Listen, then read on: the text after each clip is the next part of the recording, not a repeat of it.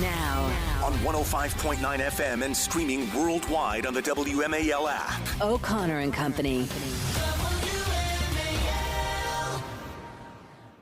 And we're cranking along here, just like your morning is. Thanks for allowing us to do a ride-along with you. Coming up at 8:05, Susan Ferriccio of the Washington Times. Congress back in session today. They got a lot to take care of. And at 8:35, Representative Ronnie Jackson from Texas, former White House physician. I'm Larry O'Connor alongside Julie Gunlock. Good morning, Julie. Good morning. We've got Andy Harris now, Republican congressman from Maryland. Hopefully he's going to have some company there in the delegation, especially with the Maryland 6 race looking good. Andy Harris, thanks for joining us, sir. Hi, good morning. Well, I first want to draw on your medical expertise as a physician. You saw what we all saw and continues. You know, everybody says, oh, it was the debate night. No, he is the president, of course, I'm talking about Joe Biden, has had multiple opportunities to try to correct this thing and fix it. Between one of his rallies where he had another brain freeze situation, the radio phone-in interviews where he was clearly scripted and even the questions were scripted, then George Stephanopoulos, then the phone-in to Mika and Joe yesterday. Congressman Harris, as a doctor, do you think there's something wrong with the president? Do you think that he is fit to serve? Well, look, it was obvious to a lot of us who watched him over the years that even back during the last election, you know, there probably was a reason they kept him in the basement. He probably was starting to make those kind of mistakes. They've ramped up significantly. Again, the media tried to hide it. They couldn't hide it because eventually, you know, the debate occurred. And all America saw what a lot of us suspected for a while is that, you know, he has a neurological issue. And again, the White House is trying to hide what it is. Obviously, they know what it is. They send a specialist in, you know, 8 or 9 times. But they're still trying to hide it from the American people. Well, if the White House is hiding something like this, that's a cover-up. That is a political cover-up. The American people need to know there are constitutional processes involved. Is there a role for Congress here to get to the bottom of it, including talking to Vice President Kamala Harris, who consistently goes out in front of the camera saying that the president is sharp as a tack? She's part of this cover-up then. Well, all I can say is if she really believes that this president is sharp as a tack, then she really isn't equipped to be the president of the United States, which is what some people are talking about now. Yeah. Again, the cover-up is astounding now. The details we're finding out, you know, a story this morning, 2 years ago, you know, in Germany at a meeting, the president just doesn't show up at night because he goes to bed early. I mean, this is, you know, you can't make this stuff up. I mean, this is not a person who can be the leader of the free world. You know, with the nuclear football following him around. Not only are we seeing this with our own eyes, we now know that this neurologist has gone to the White House and conducted discussions with Biden's doctor. I think it's 9 times. Is there going to be a move to talk to this neurologist? We saw KJP trying to do this weird HIPAA privacy thing from the podium yesterday at the White House press briefing, which was honestly so bizarre since he's on the logs. But is there interest from Congress in actually talking to this neurologist? Yeah, there is. Again, you know, the president gives up some certain amount of privacy when they become the president because we expect them to actually perform the duty. And to be honest with you, I don't believe that that this neurologist went to the White House and didn't see the president. You know, if you were taking, if I were the president's physician and he was exhibiting this kind of behavior, I'll say, and I am not a neurologist, it would be my obligation to actually call in a neurologist to see the president. Yeah. You know, as I've said before, it's almost malpractice not to have brought in a specialist a couple of years ago when this started happening, and especially in the last 6 months when it's ramped up, to actually see the president personally. So I personally believe that they're covering that up, too, that this neurologist actually did see the president. I would like to turn your attention to a bill that's being proposed in the House that hopefully will actually get some votes today. It has to do with ensuring that non-citizens are not able to register to vote, let alone actually cast a ballot. What is that legislation looking like? And for the life of me, why would anyone oppose this? Why should we not enforce an obvious provision like this? Yeah, In fact, we just got word that the President Biden opposes it now. We got that word because we're going to vote on it this week. So we got that message from the White House. Look, it's obvious why that they want non-citizens to be able to vote. The Democrats are desperate. It's shameful because this should be a no-brainer. I mean, obviously, you should have to prove your citizenship before you exercise one of the highest privileges that we have and rights that we have as citizens to vote, and not to protect it in this way is shameful. So, what is this going to get passed, at least in the House, and will there be a push to get this across the president's desk? So, I'd love, frankly, and I know everybody's well, Biden's going to veto it. Force the vote. I want the names of the Democrats in the House and the Senate who are up for re-election this November, who don't want to ensure that non-citizens are registering to vote. I agree with you. I think it is going to pass the House. I think we're going to get some Democrats to vote for it in the House. And then when it gets sent to the Senate, it's up to the Senate Republicans to figure out how they get a vote on it, because obviously Chuck Schumer is not going to bring this up on the floor. This is a radioactive issue in this election with 10 to 12 million new Americans, or whatever the Democrats want to call them, having illegally crossed our border. This is going to be a huge issue. Yesterday, the RNC released its platform, several points, about 20 points here. And this, to me, reads like some pretty common sense policies here. Did you have any comment on the platform or any problem with any of the points laid out? No, none at all. In fact, I think it's it looks like a contract with America. Yep. It's things that are common sense, like actually men shouldn't play in women's sports. I mean, if we have come to the point where we got to put that in a political platform, it is time to change the way this country operates. Yeah, one thing people were concerned about is that there, in the 20 points, there wasn't talk about abortion. It is in the document. It's put in the longer document. But I do you think that's if women's sports can make it into that, why not a decisive statement on abortion? Well, my understanding, and I haven't read the entire document, is that it does mention the constitutional protections of life, but it also reflects the reality that right now this is a state's issue. I mean, the overturning Roe v. Wade turned it back over to the states, and that's the phase we're in. So it does make a statement against constitutional protections of life, but it's not in the same language that we've used in the past. Okay. Congressman Andy Harris, thanks for joining us today. I'm sure we're going to have many conversations, but you got to get to work today, back to the House. I know how much you enjoy reporting for duty at the House of Representatives, so we don't want to get in the way of that. Thank you, sir. Thank you. All right, thank you. 7:15. As you know, Julie Gunlock, Donald Trump has taken the high road since the debate and has not done many public appearances other than that big rally in Virginia Beach, Chesapeake specifically, in Virginia, with over 25,000 people there. Joe Biden, try to get a crowd like that. Who gets a crowd like that? Right. But otherwise, he's sort of stayed out of the way and let Joe Biden sort of dwindle and self-destruct. It's been incredibly disciplined, actually. Yes. Also, at the same time, he's preparing for the convention next week, and it's good that he would prepare for such a thing. But he pretty much has not submitted himself for any interviews or appearances until last night.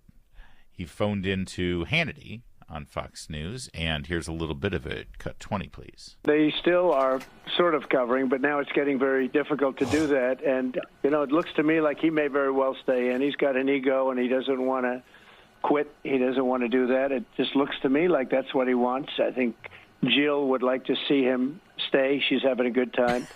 I notice she really seems to be having a good time, and I'm hearing that Hunter is calling the shots. So this isn't necessarily a very positive thing for our country.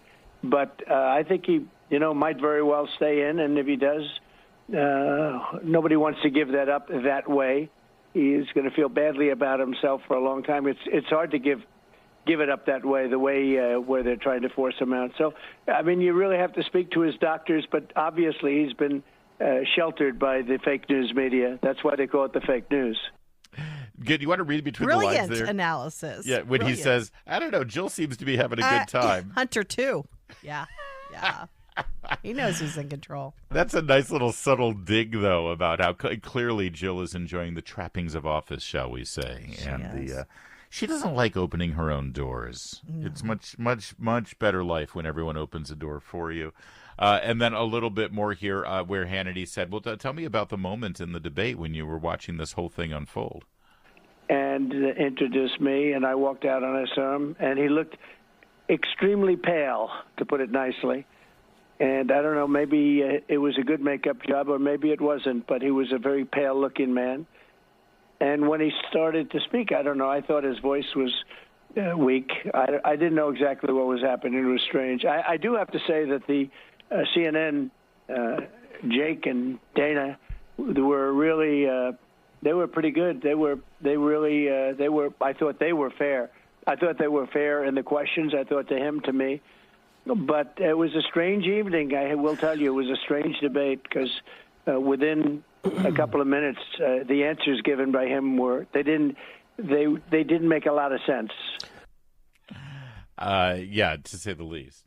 Yeah, I love it when Trump is saying that it's a strange evening. Yes. Yeah, and I mean, Trump has been sort of a disruptor to, sort of establishment, sort of political rules. And here is a guy he really has disrupted everything. And he's the one saying it was a strange night. This night. is a weird night. We are one weird night. Also, throwing a little bit of love to Dana Bash and Jake Tapper. Yep. Listen, if Tapper and Bash wanted to be unfair after the first question and answer with Joe Biden, there was no opportunity. It would have been so obvious that they were slanting the thing that because Biden was so debilitated that they had no choice. They might have wanted to be. They might have said, like, we're going to be more, we're going to give whatever. But I think after the first answer, I'm sure Dana and Jake were like, we are in a whole new territory here. Yeah. This was no longer, if it was a debate between two equal participants that had, functioning brains. Yeah. And there was a video of Dana sort of helping Biden, sort of saying, like, she was doing a finger motion of, like, you should be looking over here. I don't really know what it was about, but I saw we that don't know that's what the thing. She was doing a weird finger motion. She might have been doing it to some staff member off. Yeah, some people speculate that it had to do with the camera shot. But the bottom line, nothing was helping. No. And as if Biden could see that little finger motion from true. Dana. All right. So he was then asked, what do you think about the idea that Joe Biden might step aside? This is cut 22, please. Do you want Joe Biden to step aside? Do you care? Well, we prepared for him, but I don't think it's going to matter. We had a great 4 years. Our border was the strongest ever. Our economy pre-COVID was incredible, the best ever. And I'm very disappointed in him. He's the worst president in the history of our country. We've never had anything like it, what he's done to our borders, what he's done to our country, inflation, the people that he's hurting. He's destroying Social Security. Now, that's a smart strategy, in my opinion. Did you notice he immediately pivots to his own accomplishments? He says, we are preparing for him, but here are some good things that I did. He does go back and talk about Biden, but I think that's a really, really smart strategy to start off being positive about his own record. And at the same time pointing out that whether it's Biden or someone from his administration or a Democrat, it's these policies. I'm running against policies. That's right. I'm running against the failure of the Biden administration. Listen, I truly do, and I'll just repeat it. I said it earlier. If it's going to happen, if Biden is going to step down or if he's going to be forced to step down by the powers that be in the party. Joe Manchin actually was asked about this, and he said, let's see what happens this weekend. I guess there's I don't know what that even means. The Senate is meeting today for their weekly luncheon. The more and more you let people just sort of dangle they're going to be speaking out and they're going to be concerned. Also, polls from certain states of senators who are running for re-election, those are starting to materialize now. They're going to see how it's affecting them. If it's decided that Joe Biden will not be the nominee in November, and they work out some kind of deal with him to, stay on the ticket or stay in office, but step aside from the ticket. It's going to happen next week. Next week is the convention. You just heard Donald Trump say we're prepared for him. That includes everything at the convention: videos, speeches, talking points, bullet point items. All of the things that they are setting up for the convention has 3 ideas. What does Trump and the Republican Party stand for? What's wrong with Joe Biden and the Democrats? And introducing my new running mate. All of that is going to be a huge blitz of publicity for the Republican ticket that is already in the lead in most polls. It's a huge week for Trump and Republicans, and that's when, if you're Joe Biden, if you're the Democrats, that's when you want to blow things up and break this huge story that Joe Biden will not be the nominee. That's what I think is going to happen. If it happens, it's going to be next week. I agree with you. I 100% agree with you, but I have sympathy for the staffers that are preparing for this. I know, for the RNC. I mean, I hope they're preparing for Kamala. Reality, every possibility they're having to. It's like triple the work. By the way, one other thing, he told Hannity last night that he has not made a final decision on his running mate. Oh, come on! I know, amazing. Now on 105.9 FM and streaming worldwide on the WMAL app. O'Connor and Company.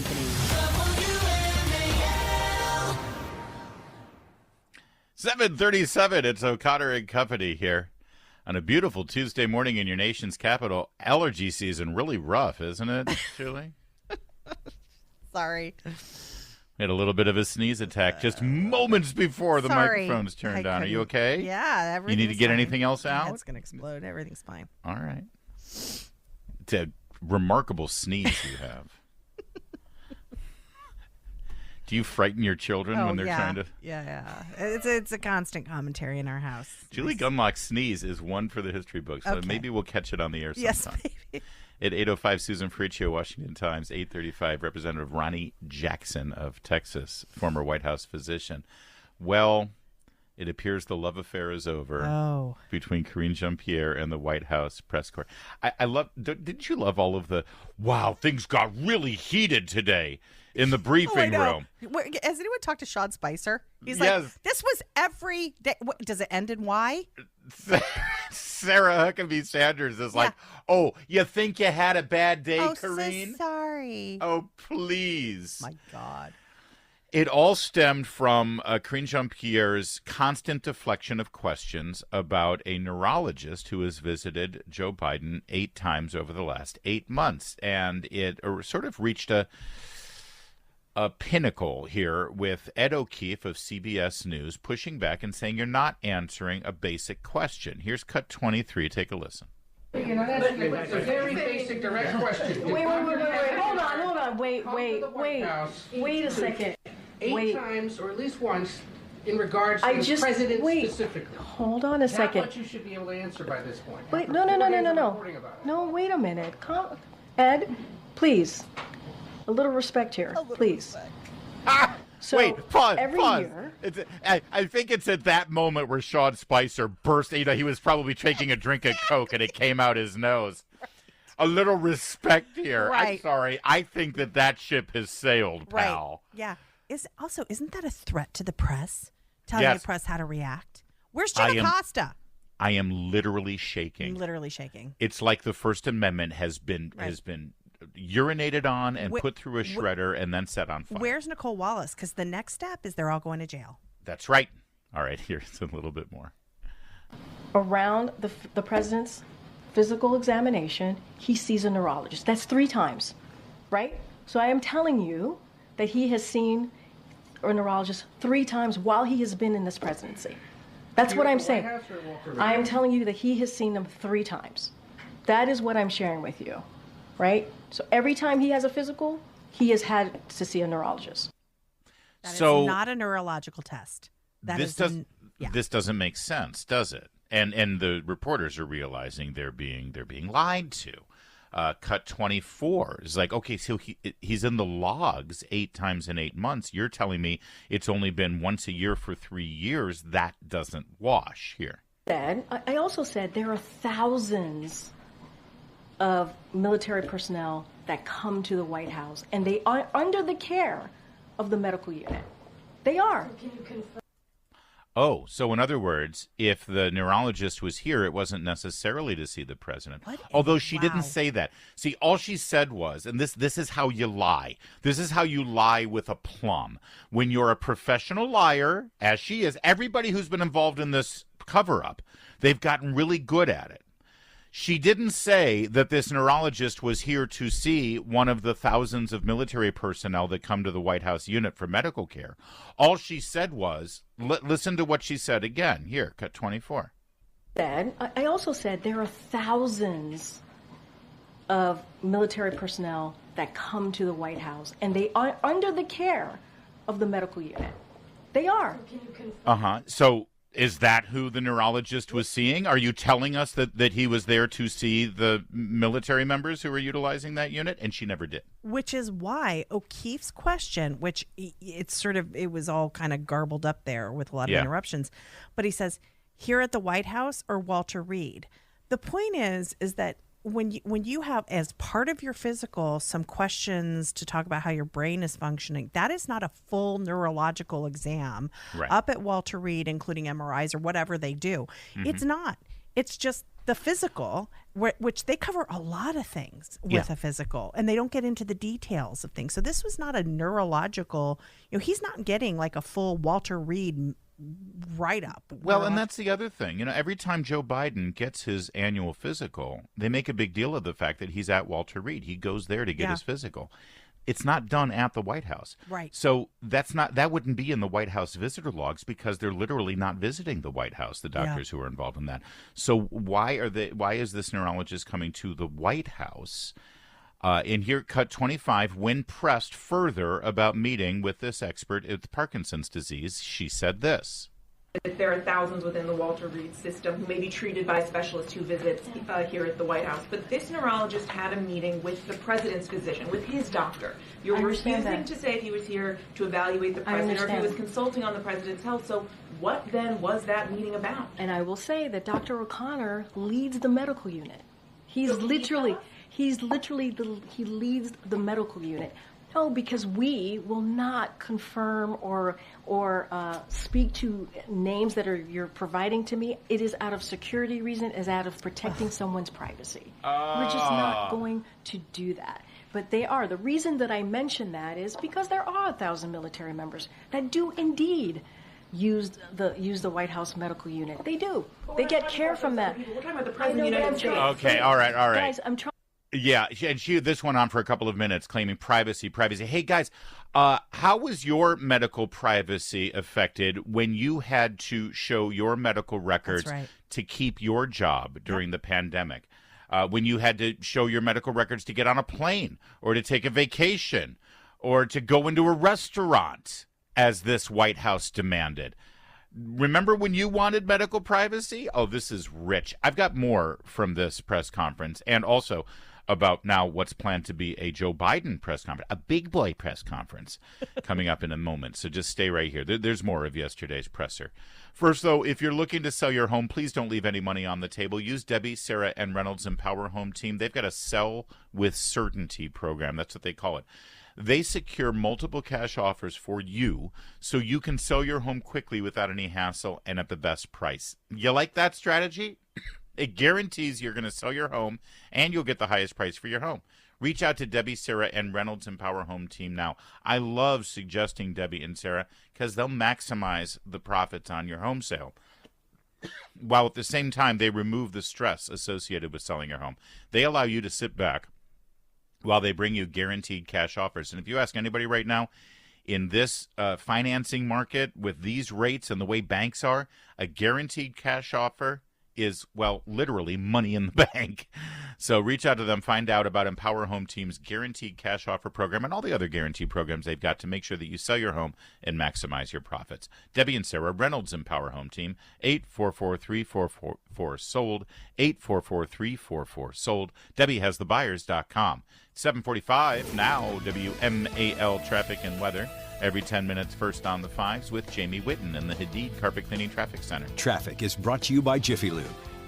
Karine Jean-Pierre, and a bit of a meltdown there with the media, as specifically this went on for like 3 or 4 minutes, this showdown with Ed O'Keefe.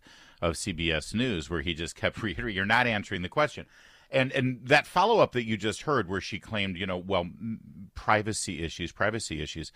It's a critically important question here, that when the neurologist, the specialist in Parkinson's, came to the White House, he was there to visit Kevin O'Connor. Kevin O'Connor is the president's personal physician. So when KJP says, there are thousands of military personnel that utilize the White House unit for their medical care, that is a deflection. It is a lie. And by the way, again, she can claim deniability by saying, well, I never said they were the ones that the doctor was visiting. So it's a deflection meant to distract and look like an explanation, but it's actually not, because the follow-up was, yeah, but he was going to visit the president's doctor. Right, exactly. And then she claimed, we've got privacy issues here, So then she goes on to answer another question. Oh, go ahead. Well, I was just going to say, Miranda Devine tweeted this yesterday. Dr. Marty McCary, friend of the show, he's been on several times, all the time. He told Martha McCallum yesterday that this looks like Biden is the sort of patient with whom you say he's not the sort of patient where you say he looks fine. He said it's the sort of patient you follow closely. I found that really interesting, because you come 9 times. It might not be a full workup, might not be a total neurological exam, but that sounds like following up. Right. And again, the question, the reporter kept saying, you could clear all of it, because she said, well hold on. Let's take a listen to this. Cut 26, where Karine Jean-Pierre then decides, and again, this is a classic deflection in a way to, not only not answer the questions, but then to make the person asking the question go on the defensive. Yep. Listen. I just want to take a step back for a second, because I do take offense to what Ed alluded to. Come out here. Every day there's a press briefing, and we do our best to give you the information that we have at the time. That's what we do. And we understand that the freedom of the press, we respect the freedom of the press. You heard me talk about this last week. I appreciate the back and forth that we all have. I try to respect you, and I hope you try to respect me. And we literally do everything that we can. My team does everything that we can to make sure we get the answers to you. That's what we do. And sometimes we disagree. Sometimes we are not in agreement. But you know what? That's democracy. That is what is important, to have that healthy back and forth. Unbelievable. The nerve of that woman. Yeah. That who has been treated with kid gloves since she took that podium. Please. She can't even talk. She can't even read from her notebook. And they have been nothing but gentle with her. The White House press corps has not been a press briefing. This has been a full body massage for where's Karine James Jean-Pierre. Rosen? Is he disabled? Give me a break. And then here's the thing. This finally, after all of this rigmarole and all of the yelling and all of the back and forth and all the deflections and all the defenses, it came down to this. Could you please just say, what was the neurologist doing here? In fact, forget about that. Just confirm once and for all, yes or no, were his visits to the White House, were they connected to the president? Yes or no? And here was her answer. Oh, I'm sorry, she never answered that. Right. It's that simple. We're not asking for details. We're not asking for a full workup. We're not asking for the medical records. Yes or no? Was the Parkinson's expert neurologist, were his visits to the White House connected to President Joe Biden? And she would not answer that question. It's 7:54.